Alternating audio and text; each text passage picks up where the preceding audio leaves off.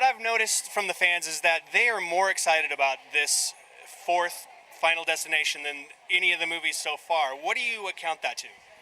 Well, I think that the Final Destination movies feed into what's really scary for people because you don't see death. And everybody has sort of this notion as to what might be out there to get them. And if there's that presence that's all around you, manipulating elements that are going to sort of, in conspiracy, take you out in a horribly ugly and brutal and bloody way, that's a scary idea. It makes you go into an elevator and wonder, well, this could be no good for me at all. And that's the fun of these movies. And I think that when you add the extra layer of 3D, it's a knockout.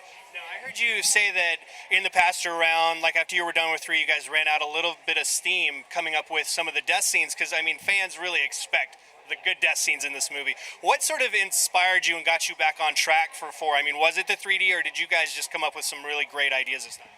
Well, it's not that we ran out of steam as much as it became harder and harder to find the locations. We did swap a few out as the process went through, but then we started to get inspired by taking a location like, a bathtub. Everybody takes a bath at one point in their life. What could you do with that, and how could that work? And that's where I think this movie actually is leaps and bounds above the first 3, because we take seemingly unthreatening objects and we really put them to the paces and make them take people out. Now, it probably sounds weird to say beautiful cinematography. No, I know. Well, what I was going to say is I saw some of the swimming pool stuff, and the photography in that scene is so beautiful just to look at, absent from the gore. Is this one of the best scenes you guys think you have in a Final Destination, or is there better stuff like the car wash scene and some of the other? For me, the best sequence in the movie is actually the swimming pool and the car wash, which we did something new with the story and we intercut between the two. You don't know who's going to go first. They're at the same time, and our heroes have split up to try and stop whichever one is first.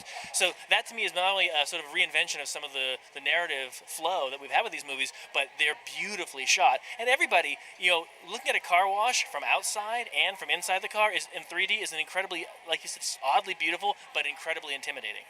And now I wanted to know, that question went out of my head. What was I going to say to you?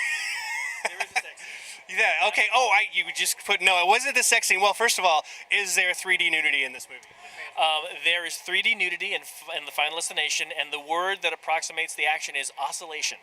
Oscillation. That's right. Now, what I was going to ask you was, I've heard from rumor, I don't know where these rumors came from, that this movie sets up a mythology that we have not yet seen in the past films and kind of brings everything back on track and gets it back into a cohesive kind of storyline where all 4 movies work perfectly, and of course there's going to be a 5. Well, look, we'll know whether let me rephrase it.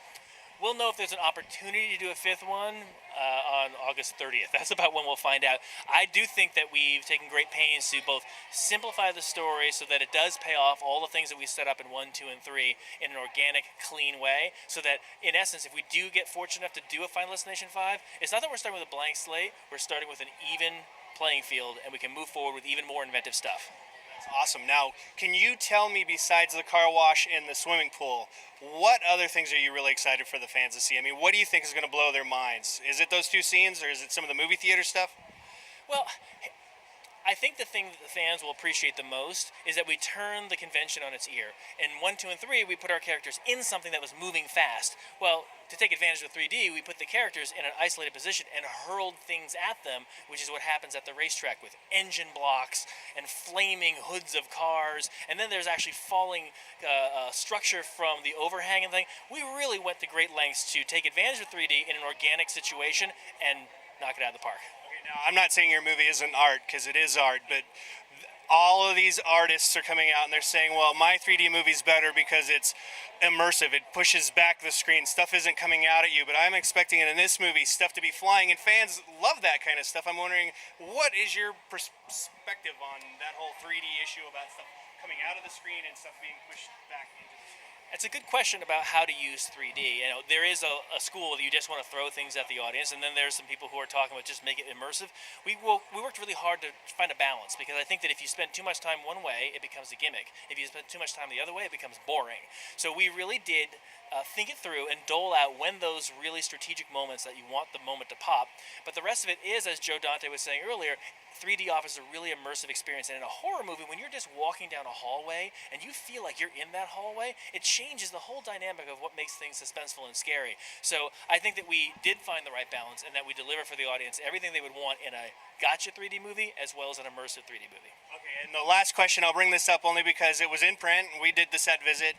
You kind of sort of little bit picked on My Bloody Valentine, and I'm wondering, do you think they did an okay job, and how is it go? Oh, you're looking at your phone because you don't want to talk about this, but I'm just wondering. When my crotch vibrates, I have to respond. Okay, no, I'm just wondering, not to like call you out for like saying whatever about their movie, but I mean, the fans thought it was fun.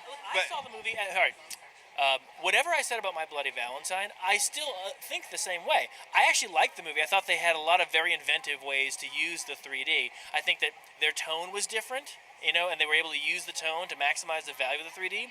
My issue with it was that because it was set underground, everything had a palette that was brown and green and sort of muddy. It didn't help the layers. Now, they had the benefit of having going down like a mine tunnel, and that's always going to look good in 3D. So I think that they were limited by virtue of the narrative and what they had to work with, and quite frankly, the budget they had. But I do think that they did a really good job with those limitations and made the most of it. I actually did enjoy the movie a lot more than I thought it was going to. Okay, well, actually, I was going to go with just all horror movies in general that are 3D. What's your opinion of those now, as far as not just like picking on My Bloody Valentine? Well, actually, to be brutally honest, My Bloody Valentine is the. Oh no, that's not true. There was that. What was that one called? There was this Japanese-funded horror like 3D movie. Was it? It didn't get domestic release yet, and I did see that in advance. There's a bunch more coming out. Yes. I guess I'm All right. like Piranha, and they're Okay. doing Friday.